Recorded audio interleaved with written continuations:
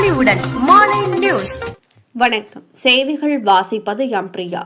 அரசு பள்ளி மாணவர்களுக்கான பள்ளி சீருடை தைக்கும் வேலைகள் பெரிய நிறுவனங்களுக்கு மட்டுமல்லாமல் தையல் தொழிலாளர்களுக்கு முன்னுரிமை அளிக்க வேண்டும் என தமிழக அரசை தையல் கலை தொழிலாளர்கள் வலியுறுத்தினர்.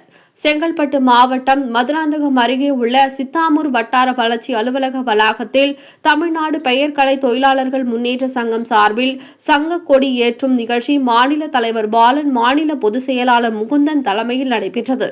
அதனைத் தொடர்ந்து சித்தாமூர் கூட்டு சாலையில் ஊர்வலமாக சென்று பொதுமக்களுக்கு இனிப்புகள் வழங்கி தூய்மை பணியாளர்களுக்கு நலத்திட்ட உதவிகள் வழங்கினர்.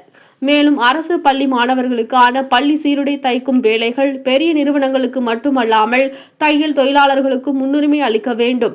நல வாரியத்தின் மூலம் எங்களுக்கு கிடைக்க வேண்டிய பென்ஷன், உதவித்தொகை, மருத்துவ உதவி போன்ற அனைத்து நலன்களும் எளிதான முறையில் சிக்கல் இல்லாத பாதையில் கிடைக்க வேண்டும். தையல் கலைஞர்களுக்கு இலவச மின்சாரம் வழங்கிட வேண்டும் என தமிழக அரசை வலியுறுத்தி முக்கிய தீர்மானங்கள் நிறைவேற்றினர். நன்றி.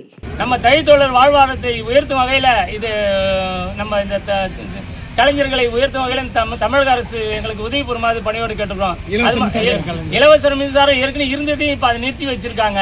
அதுவும் எங்களுக்கு வேணும். இன்னைக்கு இருக்க பொருளாதார வீழ்ச்சியில தையல் கலைஞர்கள் ரொம்ப நலிவடைஞ்சு போயிட்டாங்க. ஆளுநர் வர்த்தகம் தான் அதுக்கு காரணமான்ற ஒரு சூழ்நிலையை அங்கே சொல்லலாம். இந்த பள்ளி சீருடைகளை பார்த்தீங்கன்னா இன்னைக்கு ஒரு மார்க்கெட்டாக ஆகி போயிடுச்சு. பள்ளி சீருடைகளை நம்ம தொழிலாளர்களுக்கு கொடுத்தா இன்னைக்கு அந்த தொழிலாளர்கள் இந்த வருகின்ற காலங்களில் அந்த அரசாங்கத்தை போற்றும் வகையில் இருக்குன்றதுனால அந்த பள்ளி சீருடைகளை இந்த தமிழக அரசு இந்த தையல் கலைஞர்களுக்கே வழங்கி அவர்களை வாழ்வாதாரத்தை உயர்த்தி அவர்களுடைய மேம்படும் வகையில் வருகின்ற காலகட்டங்களில் எந்த அரசாங்கத்தையும் நம்ம மேம்படுத்தி அவர்களுக்கு ஊக்கம் கொடுத்து இந்த தையல் தொழிலாளர்கள் ஒற்றுமையாக சேர்ந்து அவர்களுக்கு பின்னணியாக இருப்பார்கள் என்று இந்த நேரத்தில் கூறி நன்றி பெறுகிறேன்.